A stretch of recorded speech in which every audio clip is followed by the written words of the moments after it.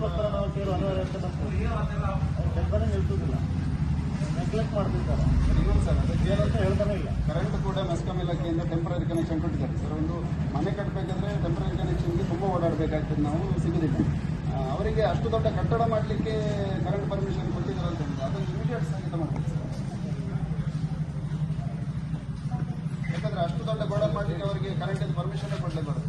2,500 square feet building ಕಟ್ಟಿದ್ದಾರೆ, ದಯವಿಟ್ಟು ಮಾಡಿದ್ದಾರೆ ಅನ್ನೋದಕ್ಕೆ ಹೌದಾ? ನಮ್ಮ ಪರ್ಮಿಷನ್ ಯಾವುದಿಲ್ಲ, ಯಾವುದು ಪರ್ಮಿಷನ್ ಇಲ್ಲ. ಸಾರ್ವಜನಿಕರಿಗೂ ಗೊತ್ತೇ ಇಲ್ಲ, ಅಲ್ಲಿ ಹತ್ತಿರದ ಮನೆಯವರಿಗೂ ಗೊತ್ತೇ ಇಲ್ಲ, ಏನು ಅಂತ ಗೊತ್ತಿಲ್ಲ. ಫಿಶ್ ಮಿಲ್ಲಿದ್ದು ಏನೆಲ್ಲ ಫ್ಯಾಕ್ಟ್ರಿ ಏನೆಲ್ಲ ಮಿಷನರಿ ಬೇಕು ಅದೆಲ್ಲ ತಂದಿಟ್ಟಿದ್ದಾರೆ, ಶುರು ಮಾಡಿಟ್ಟಿದ್ದಾರೆ. ಲಾಸ್ಟ್ ಮಾಡ್ಕೊಂಡು ನಾವೀಗ ಈ ಕಷ್ಟರೆಲ್ಲ ಪಳ್ಳಿ ಪಂಚಾಯತ್ ಅರ್ಧ ಕೌಡೂರು ಪಂಚಾಯತಲ್ಲಿ ಕೂಡ ಉಂಟು.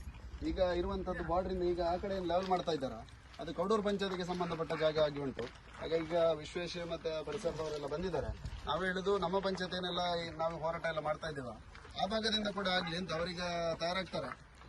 ಕೌಡೂರು ಭಾಗದಿಂದ ಕೂಡ ಅಲ್ಲಿ ಪಂಚಾಯತಿಂದ ಏನು ಮಾಡಬೇಕು ಅದನ್ನು ಮಾಡುವಂಥ ಪ್ರಕ್ರಿಯೆ ಕೂಡ ಮಾಡ್ತಾರೆ. ಇದು ನಮ್ಮ ಗಮನಕ್ಕಿರಲಿ ಅಂತಂದರೆ 2 ಗ್ರಾಮಕ್ಕೆ ಸಂಬಂಧಪಟ್ಟು ಭಾಳ ದೊಡ್ಡ ಒಂದು 10 ಎಕರೆ ಜಾಗದಲ್ಲಿ ಅವರು ದೊಡ್ಡ ಮಟ್ಟದ ಕೈಗಾರಿಕೆ ಮಾಡುವ ಅಂದಾಜುಂಟು.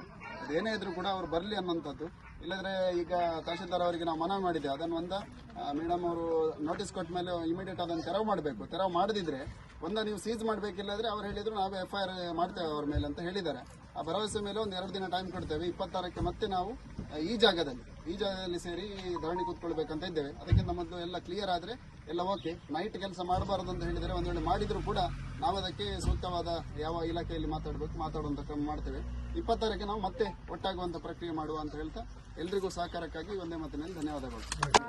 ನಾವೊಂದು ಈ ಸ್ಪಾಟ್ ವಿಸಿಟ್ ಏನು ಮಾಡಿದ್ದೇವೆ, ತಹಶೀಲ್ದಾರ್ ಮತ್ತೆ ನಾವು ಇಲಾಖಾಧಿಕಾರಿಗಳು ಮಾತ್ರ ಅದರಲ್ಲಿ ಪ್ರವೇಶ ಮಾಡಬೇಕು ಅನ್ನೋಂಥ ರಿಕ್ವೆಸ್ಟ್ ಮೇಲೆ ನಿಮ್ಮನ್ನೆಲ್ಲ ಕೇಳ್ಕೊಂಡಿದ್ದೀವಿ. ತಾವೆಲ್ಲರೂ ಇಲ್ಲಿ ನಿಂತು ಸಹಕರಿಸಿದ್ದೀರಿ, ಅದಕ್ಕೆ ಪ್ರಥಮವಾಗಿ ಧನ್ಯವಾದಗಳನ್ನು ನಾನು ಅರ್ಪಿಸ್ತಾ ಇದ್ದೇನೆ. ಅಂದ್ರೆ ಏನು ಸರ್ಕಾರಿ ಕೆಲಸಕ್ಕೆ ಸಹಕಾರ ಕೊಡೋದೇ ಒಂದು ಪ್ರಥಮ ಆದ್ಯತೆ ಮೇರೆಗೆ ತಾವು ಕೊಟ್ಟಿದ್ದೀರಿ. ತಹಶೀಲ್ದಾರ್ ಅವರು ವಿಸಿಟ್ ಮಾಡಿದರೆ ಸದ್ಯಕ್ಕೆ ಅದು ಯಾವುದೇ ಕಾಮಗಾರಿಯನ್ನು ಮಾಡಬಾರ್ದು ಅಂತ ಅಲ್ಲಿರುವಂತಹ ಲೇಬರ್ಸ್ಗೆ ಹೇಳಿದ್ದಾರೆ, ಅವರನ್ನೆಲ್ಲ ಕಳಿಸ್ಕೊಟ್ಟಿದ್ದಾರೆ.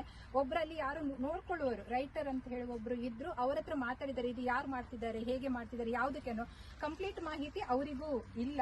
ಅವರಿಗೇನೋ ಅದು ಮಾಡಬೇಕು, ಹಾಗೆ ಇಲ್ಲಿ ಡಂಪ್ ಮಾಡಿರೋದು ಪರಿಕರಗಳನ್ನು ಒಂದಿಷ್ಟು ಮೆಷಿನ್ಗಳನ್ನು ನಾವು ಅಲ್ಲಿ ಗಮನಿಸಿದ್ದೆವು. ಮೆಷಿನ್ ಇರಬಹುದು, ಮೆಷಿನ್ಗಳ ಹೆಸರು ಪೂರ್ತಿ ನಮಗೆ ಗೊತ್ತಿಲ್ಲ, ಒಂದಿಷ್ಟು ಟ್ರೇಗಳು ಅದೆಲ್ಲವೂ ಇದೆ. ಬಟ್ ಅದನ್ನೆಲ್ಲವನ್ನು ಸದ್ಯಕ್ಕೆ ಸ್ಟಾಪ್ ಮಾಡಿ ಅಂತ ಹೇಳಿದ್ದಾರೆ. ಜೊತೆಗೆ ನನಗೆ ಒಂದು ಇನ್ಸ್ಟ್ರಕ್ಷನ್ ಅನ್ನು ಕೊಟ್ಟಿದ್ದಾರೆ, ನೋಟಿಸ್ ಮಾಡಿ ಅಂತ.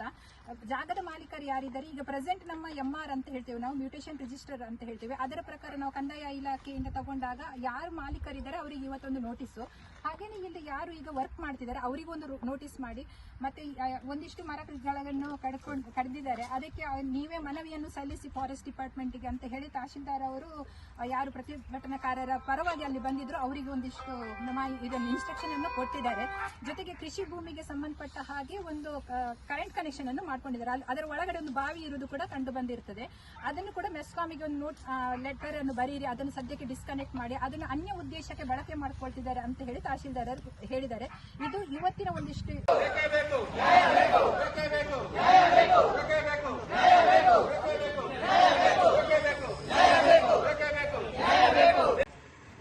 ಪನಗ ಈರಾಣರ ಒಂಜಿ ನೆಟ್ಟು ವಿಷಯ ಉಂಡು.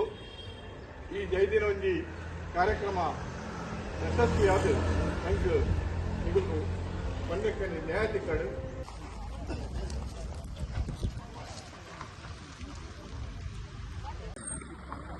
ಮಾತಾಡೋಣ